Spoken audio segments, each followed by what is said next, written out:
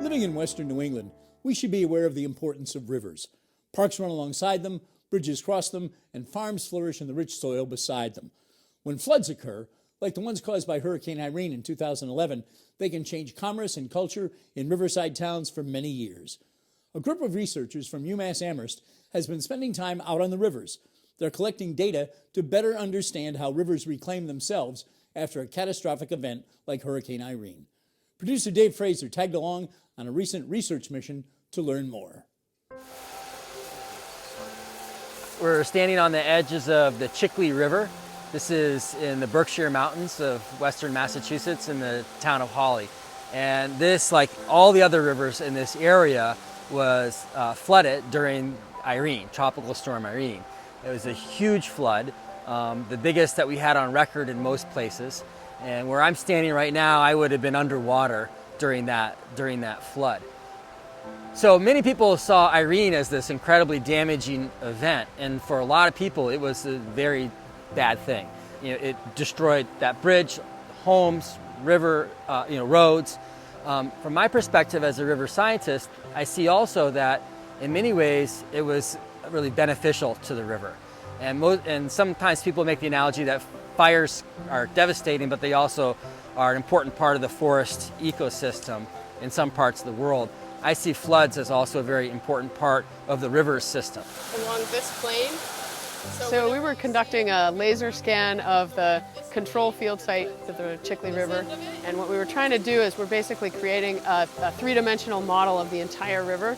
And what we're looking for is we're trying to capture what is the complexity that's in a natural river? What kinds of features are present? Are there lots of logs? Are the logs holding back sediment? Are the sediment sizes and distributions throughout the riverbed different? How are those arranged around the riverbed? What does all of that look like? So we scan from a few different angles, and that way we can really see the three-dimensional volume of all of the objects that are in the scene.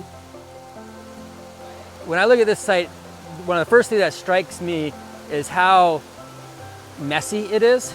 You can see that there are deep sections and slow-moving sections and fast-moving sections, and there's rocks strewn about, and there are logs on the edges, and there's this incredible diversity or heterogeneity in this location. And a lot of that was enhanced by Irene, with these logs being piled up in here, these big boulders being moved around, the sediment being deposited over there. And so there's places where fish can hang out when it's a drought like last summer. So this deep pool that's over here, and down there the fish can hang out in there and they can survive a hot, dry summer. In Irene, for example, we had built a lot of road stream crossings where there was a pipe called a culvert under the road, and so that road stream crossing became a dam. And then many of those dams broke, and some of the worst and most common damage that came from Irene was from these broken road stream crossings that had become dams and then became catastrophic failures. And so if we understand the way rivers are going to move, we can actually build infrastructure that accommodates what they're going to do in a major flood in a way that actually protects property and physical safety.